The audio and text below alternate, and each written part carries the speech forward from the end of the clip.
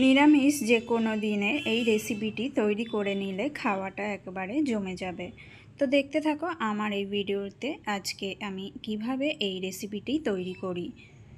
এখানে আমি আলু আর পেঁপে কেটে নিয়েছি ডুমো ডুমো করে। কড়াতে তেল গরম করে নিয়েছি, দিয়ে দিচ্ছি জিরে আর শুকনো লঙ্কা ফোড়ন, দিয়ে দিচ্ছি আগে থেকে কেটে রাখা আলুগুলো।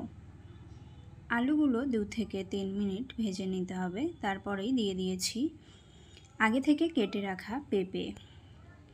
আলু আর পেঁপে তোমরা একসাথেও ভেজে নিতে পারো, আমি এখানে একসাথেই ভেজে নিয়েছি। আলু আর পেঁপে দেওয়ার পর দিয়ে দিচ্ছি কিছুটা নুন আর হলুদ। আলু ভাজার সময় লো ফ্লেমে একটা ঢাকা দিয়ে রাখতে পারো।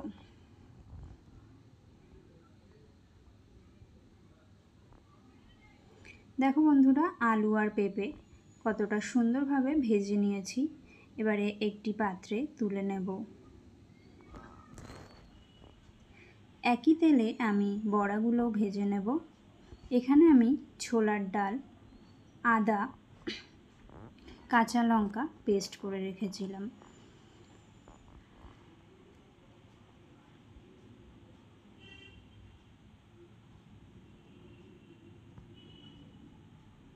বড়াগুলো আস্তে আস্তে আমি উল্টে ভেজে নেব।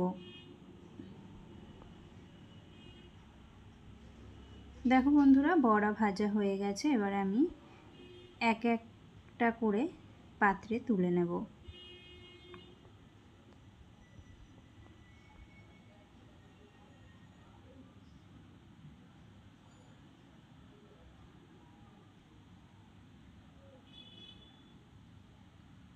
কড়াতে আরও কিছুটা তেল দিয়ে দিয়েছি। তেল গরম হয়ে গেছে, দিয়ে দিচ্ছি আগে থেকে জিরে আর লঙ্কা বাটা, 1 চামচ আদা বাটা। মশলাটা ভালো করে কষিয়ে নিতে হবে। মশলা কষানো হয়ে এসেছে, দিয়ে দিচ্ছি 1 চামচ কাশ্মীরি লঙ্কার গুঁড়ো, পরিমাণ মতো হলুদ, নুন। মশলার বাটি ধোয়া জল দিয়ে মশলাটা খুব ভালো করে কষিয়ে নিতে হবে। দেখো বন্ধুরা, মশলা কষানো হয়ে এসেছে, মশলার গা থেকে তেল ছেড়ে দিয়েছে। দিয়ে দিচ্ছি আগে থেকে ভেজে রাখা আলু, পেঁপে আর বড়িগুলো, দিয়ে আরও 1 থেকে 2 মিনিট কষিয়ে নিয়ে দিয়ে দিচ্ছি ঈষৎ উষ্ণ গরম জল। ঝোল 5 থেকে 7 মিনিট ফুটিয়ে নিলেই তৈরি হয়ে যাবে আলু পেঁপে দিয়ে ডালের বড়ার ডালনা। তো আমার এই ভিডিওটি কেমন লাগলো তা অবশ্যই একটি কমেন্টের মাধ্যমে জানাবে।